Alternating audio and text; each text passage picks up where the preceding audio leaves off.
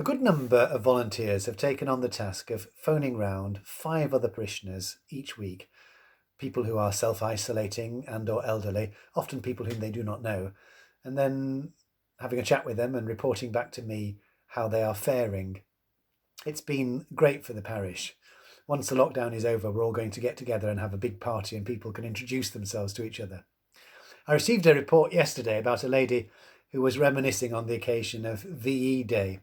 She recalled the celebrations in Bradford in 1945 when she was a girl. Some months later, her father returned home. He had been in a Japanese prisoner of war camp, and she began the process of getting to know him. These commemorations are so precious now because fewer and fewer people can give such first-hand accounts of what it was like in 1945.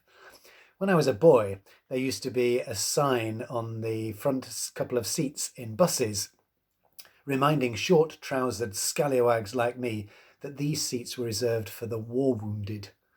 The wording on the brass plate used to stimulate my imagination. As we passed through Guiseley, Shipley and so into Bradford on a shopping expedition, I used to picture brave Yorkshiremen in fierce hand-to-hand fighting in far-off zones, falling in great numbers. Once, when we went to buy our school uniform at Addy's in Rawdon, my dad mentioned that a quietly spoken, genial man who assisted Mr. Addy was a veteran of the Burma conflict. He intimated to me, simply by his tone of voice, I think, that had been the most brutal of the theatres of war, and I immediately understood that this gentleman deserved particular respect, which I immediately accorded him.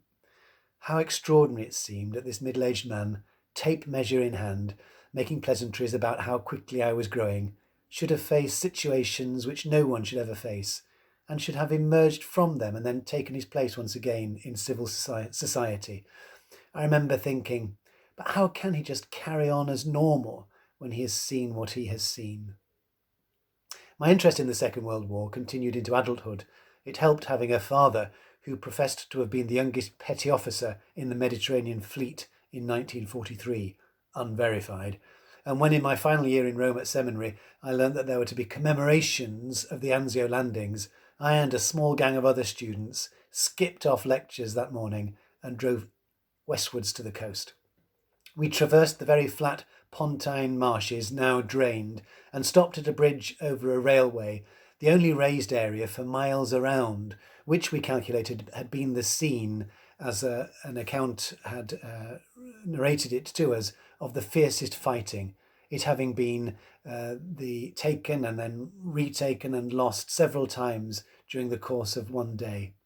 We stopped there and said the de profundis for all the soldiers who had been killed, and I subsequently wrote up an account of our day in the college magazine. Several years later, a lady in the parish where I was a curate for my first curacy invited me to have a meal with her and her husband. He was a veteran of the Italian campaign, and he had read my article and wished to speak with me.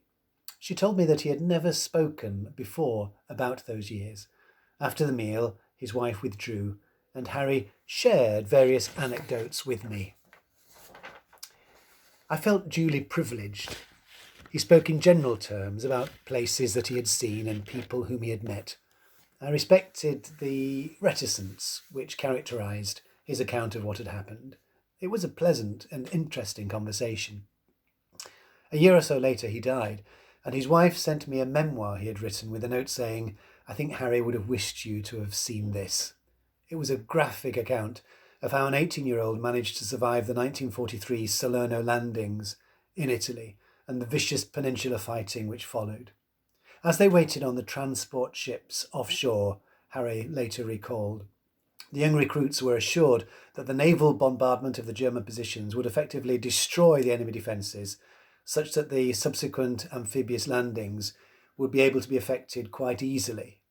He and his fellow soldiers, boys really, whipped up their courage by swearing again and again at the unseen enemy as they prepared to embark. Then, when they reached the shore, all hell broke loose. They were mowed down by numerous machine guns. A number of them sheltered behind an anti-tank emplacement on the beach, but they continued to be picked off one by one. The sergeant with them, recognising their desperate situation, ordered them to charge after him towards the German line, and upon standing up from his crouching position, he immediately had his head blown off. In the end, all of them did indeed charge, and some of them survived. The other incident which Harry narrated, which stands out in my memory, is what happened after a particularly fierce German bombardment in the campaign.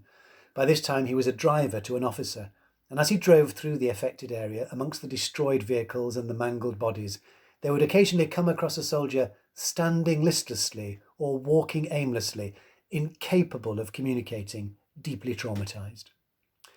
For many years afterwards, Harry had himself been traumatised. It was clear to me that his marrying of a woman of strong Catholic faith had been a big moment in the healing process for him. In the end, not long before I had met him, he had begun to explore becoming a Catholic himself. But again and again, as he told me, he put off being received into the church. He was not completely satisfied with the answers which were being provided to his questions. And then some interior resistance gave way, and he was able to proceed.